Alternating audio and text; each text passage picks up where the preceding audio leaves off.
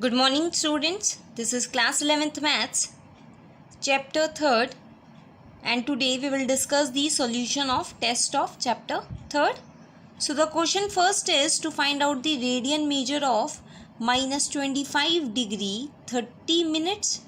So to find the radian measure of this, first of all convert this into degrees. So minus 25 degree, change this minute into degree by dividing 30 with 60.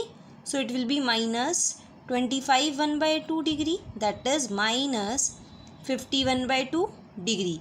Now this is incomplete degree. Now radian measure of this will be pi by 180 into minus 51 by 2, which is equal to minus 17 pi by 120, right? Now the second question is you have to find the degree measure of 8 pi by 5. So for the degree measure, multiply this radian into 180 by pi. So you will get 288 degree after cancelling, right? Now the third question is, this LHS is given and you have to prove it equal to 7 by 12, right? So taking the left hand side, you know cosecant pi by 3 is cosecant 60, and which is 2 by root 3. So whole square, plus cos pi by 3 is 1 by 2 square, minus cot pi by 4 is 1. So 1 square. Then you will get it 4 by 3 plus 1 by 4 minus 1.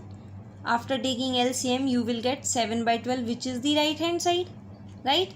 Now question number 4th is that you have to find the value of sine minus 1470 degree. So sine of minus x is minus of sine x, right? Now break this by dividing 1470 by 360. So you will get the remainder as 30. So this can be written as minus sine 360 into 4 plus 30.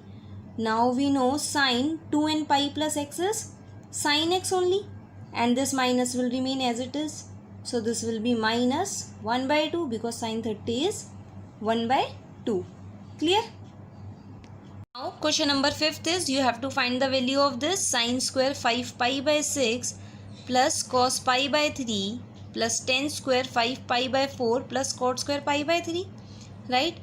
So first of all write this 5 pi by 6 as sine pi minus pi by 6 whole square plus cos pi by 3 is 1 by 2 plus now tan square, change this as pi plus pi by 4 plus cot 60 is 1 by root 3 whole square. So you will get, now see at pi, sine will remain sine. Also this angle lies in second quadrant, so sine will be positive. So you'll get sine square pi by 6 plus 1 by 2 plus at pi tan will remain tan, and pi plus pi by 4 is third quadrant, so it will be positive 10 pi by 4 whole square plus 1 by root 3 square is 1 by 3. Now put the values of this also. Sine pi by 6 is 1 by 2 whole square will be 1 by 4 plus 1 by 2 plus 1 plus 1 by 3. So you will get the answer as 25 by 12, right? Now question number 6 is that in 1 minute a wheel makes 180 revolutions.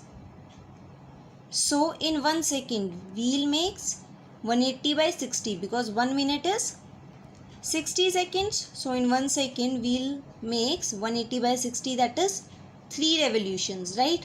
Now in 1 revolution wheel turns by 2 pi radians. 1 revolution includes 2 pi radians. And then in 3 revolution wheel turns by 3 into 2 pi, that is 6 pi radians. So they have asked that through how many radians wheel turns in 1 second. So in 1 second wheel makes 3 revolution, therefore wheel turns by 6 pi radians, right? Now question number 7th, radius is given and also length of the arc is given. You have to find the angle in radian. So the formula is theta is equal to L by R. L is 15, R is 75. So you will get theta as 1 by 5 radian, right? Now next question number 8, you have to prove cos 6x equal to this.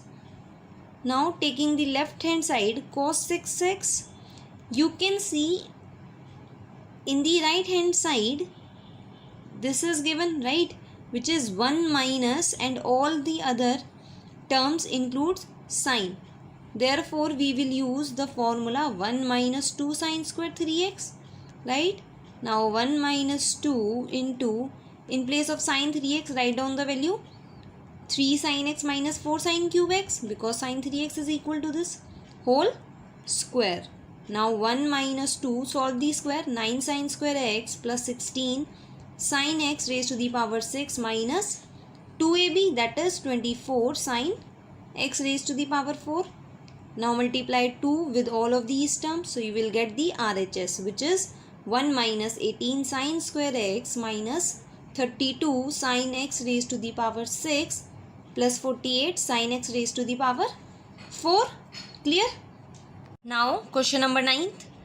Take the left hand side, apply the identity in the numerator and denominator.